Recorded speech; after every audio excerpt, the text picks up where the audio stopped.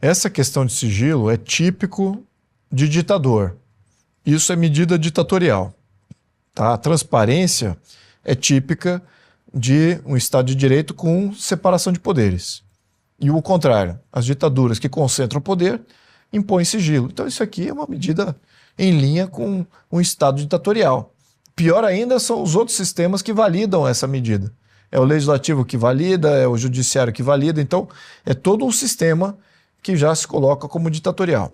Mas acho que o que foi levantado aqui pelo Jean Turco e depois complementado pelo Lobauer merece um debate talvez à parte, por causa dessa questão. O Brasil é um epicentro de corrupção, de crime. Eu acho que dentro do governo atual está bem nítido. Eles amplificaram as práticas que nós julgamos erradas e que são completamente contrárias ao que seria da criação de um Estado de Direito de verdade. Né? São destrutivas, é crime organizado, é desvio de corrupção, é suporte a tiranias, narcotraficantes e terroristas, tudo mais. Tudo que tem de errado você pode colocar na conta aí. Teve até a notícia agora que o Comando Vermelho coordenou aquela trégua durante o G20, né? Para não ter problema no Rio de Janeiro. Pois é, você já vê, virou... A Olimpíada também foi igual. Virou uma eminência parda dentro do contexto do governo e de diálogo do governo. Né? Isso virou quase que um modus operandi normalizado. Mas olha, então a exceção do atual governo, que amplifica todos esses vícios a um nível talvez completamente fora do que seria um padrão normal, a gente precisa deixar muito claro que essa questão de corrupção ela é perniciosa em todos os modelos políticos. Todos os modelos políticos, todas as origens. Falar que os anglo-saxões nunca tiveram corrupção, muito pelo contrário. Tiveram vastos períodos de corrupção endêmica. Os Estados Unidos, final do século XIX, era um desastre. Você comprava qualquer cargo, você comprava Senado, você comprava vereador, você comprava governador de estado, comprava até vice-presidência e presidência. Era um estado à venda. Aí você fala, puxa vida, os Estados Unidos, é exatamente o que eu estou falando. Estados Unidos, final do século XIX, era pior, ou talvez no mesmo padrão que estamos vivendo hoje. Grupos e facções organizadas comandando o sistema político. E o que mudou? Pois é. Aí é que está o grande debate. Entrar nesse debate autodepreciativo, que o Brasil culturalmente é inferior, que o Brasil não dá certo porque o povo não dá certo, que aqui a gente tem uma inferioridade étnica que nunca vai prosperar. Isso é derrotista e não é um debate objetivo. Perfeito. A gente tem que olhar isso como de fato um padrão que existe em todo lugar, mas alguns países acharam uma saída. Podemos até comparar com Portugal atual. Portugal atual e do passado tivemos grandes problemas naquele momento, mas por que lá eu diria que tem mais chance de sair, não ter grandes escândalos de corrupção? Por quê?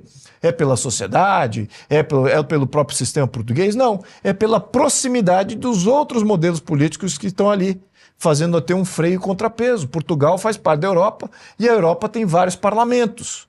E os parlamentos conversam, as populações dos diversos parlamentos, eles interagem. E começam a ver, mas aqui tem essa prática contra a corrupção, por que no teu país não tem? Então fica uma cobrança que cria limites. O Brasil é isolado, é um país completamente isolado politicamente, então a gente não tem esse freio natural regional. E regionalmente a gente não olha para nenhum país aqui para ver, olha só o que eles estão fazendo no Chile, olha só como eles melhoraram aqui. O Paraguai hoje. Olha só como é que o Paraguai tá indo muito melhor que o Brasil. O Brasil não está nem aí. Então essa questão regional não é um fator. Então vamos olhar então os Estados Unidos, que tem o mesmo fator. Os Estados Unidos também não olhava regionalmente para ninguém. Como é que lá eles resolveram o problema?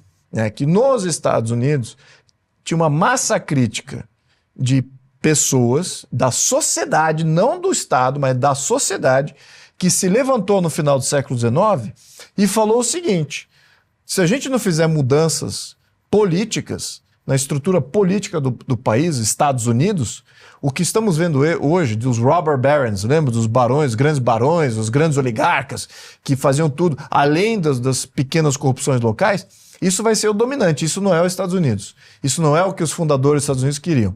100 anos depois eles fizeram essa revisão. E essa sociedade começou a falar assim, vamos entrar para dentro. E o que a gente vai representar? Vamos abrir o sistema. Vamos abrir o sistema norte-americano de representatividade. Então eles começaram a impor o que a Suíça tinha.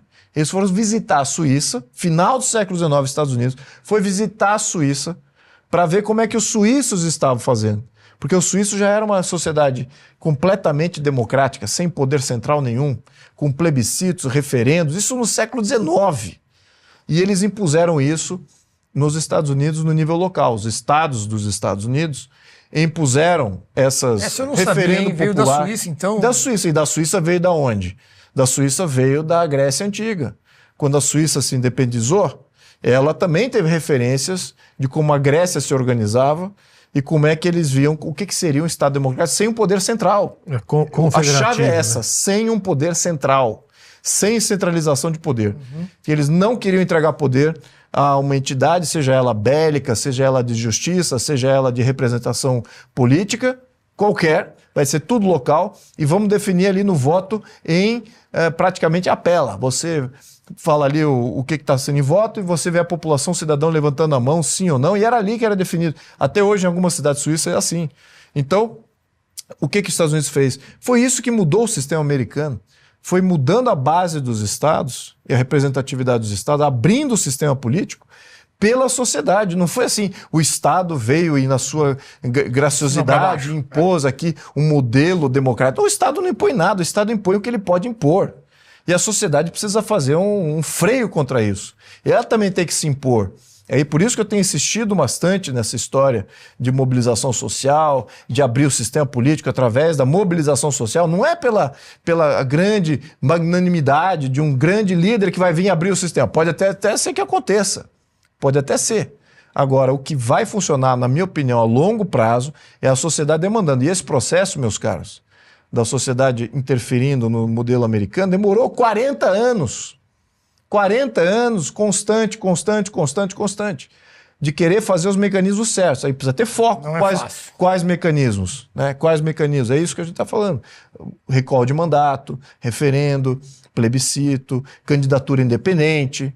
Tudo isso você dribla e abre o sistema. Então é isso que a gente precisa representar como sociedade. Enquanto a gente não tiver isso, e esperado que a burocracia vai se autoimpor abertura e transparência, isso é ficção científica. Mas o que está acontecendo no Brasil, na minha opinião, para dar um pouco de esperança aqui a quem está nos escutando, é que nós temos uma das sociedades organizadas mais militantes possíveis do mundo ocidental. Você não tem nada equiparável ao Brasil na Europa, nada equiparável à mobilização social do Brasil em qualquer outro país da região da América Latina ou até incluso Estados Unidos. Então eu estou otimista por isso, é nisso que eu confio.